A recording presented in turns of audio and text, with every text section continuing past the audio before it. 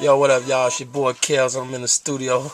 It's like, what time is it, man? It's like 10 o'clock, 5 minutes to 10.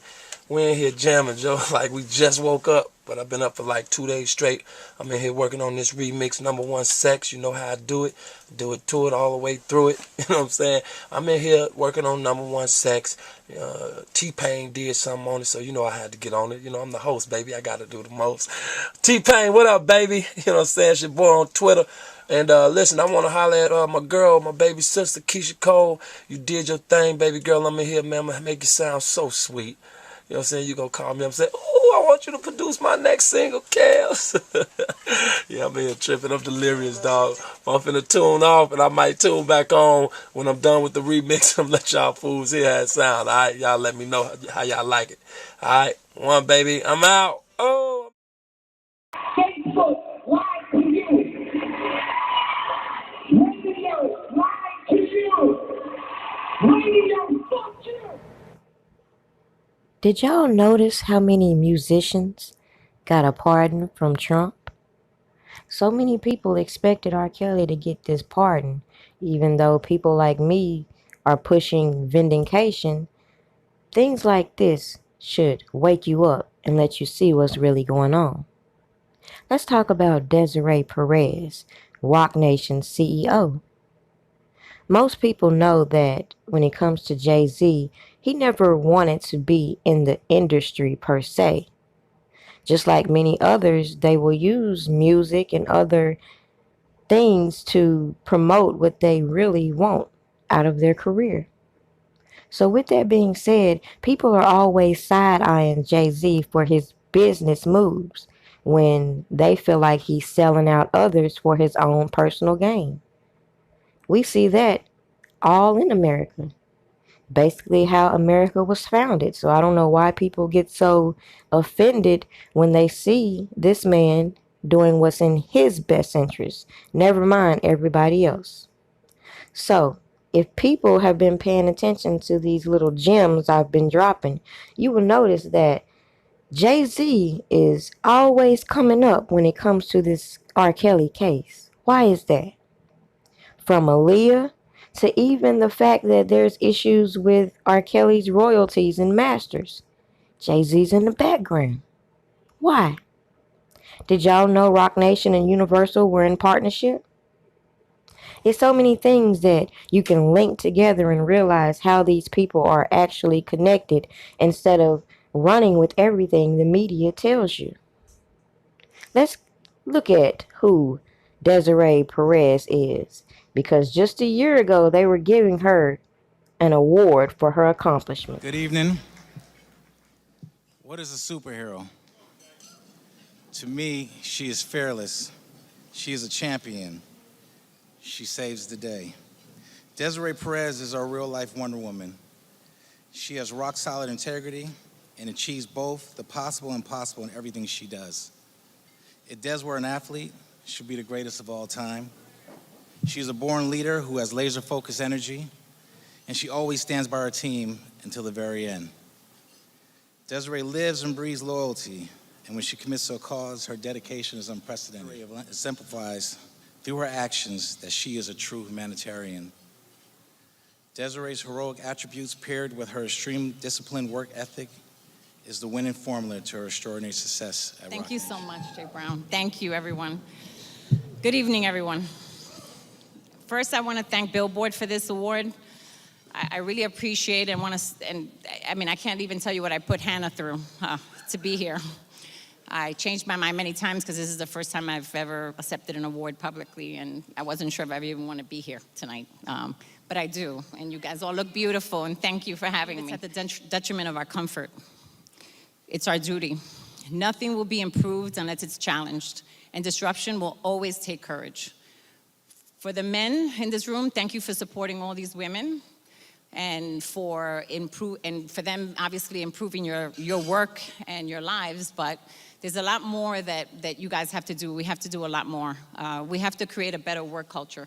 We have to create a culture that creates equality and that people actually believe in the women that they're working with at whatever position that they're in. It really doesn't matter. I did a video on R. Kelly and Jay-Z, best of both worlds. And as I pointed out in the video, most people didn't even realize that R. Kelly wanted to do that with Tupac, not Jay-Z.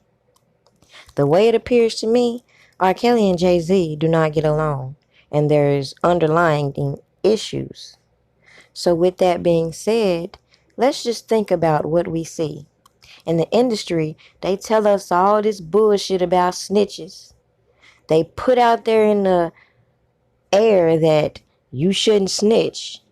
Then they'll turn around, and if something happens to their people, oh, they want you. If you see something, say something.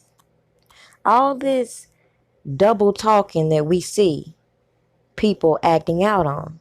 Why? Let's think about it.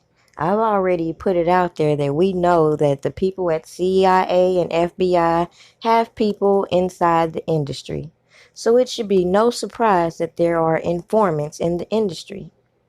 It's a problem that if you read what they're saying about this Desiree Perez, they're saying as though she did what she did in 94 and she has been rehabilitated ever since.